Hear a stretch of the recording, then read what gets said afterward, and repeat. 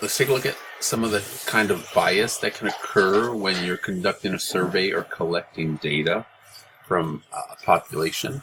And so you have these four basic ones: undercoverage, non-response, sampling bias, and response bias. And so looking at the examples here, look at the examples, there's a description here for each of them, but I'll give you an example of them. So for example, the undercoverage bias occurs when the proportion of one segment of the population is lower in a sample than it is in the population. For example, we know in a population we have 50% female, 50% male. And then when we do the sample, we get, out of, let's say, 100 people, we only get 10 female and 90 male. So then we will have undercoverage of females because we know the population's 50-50. And so we'd have undercoverage in a case like that.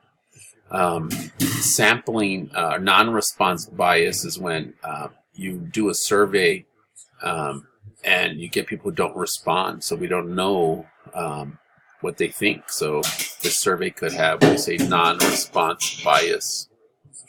Response bias exists when the answers to the survey do not reflect the true feelings of the opponent, the respondent. So what happens is that the person responding to the survey somehow answers in a way that's not true to their feelings, or that the response is biased because of maybe how you asked the questions or you guided them to answer the questions in a certain way. So that would be a response bias, how the people respond. Non-response is how people who don't respond.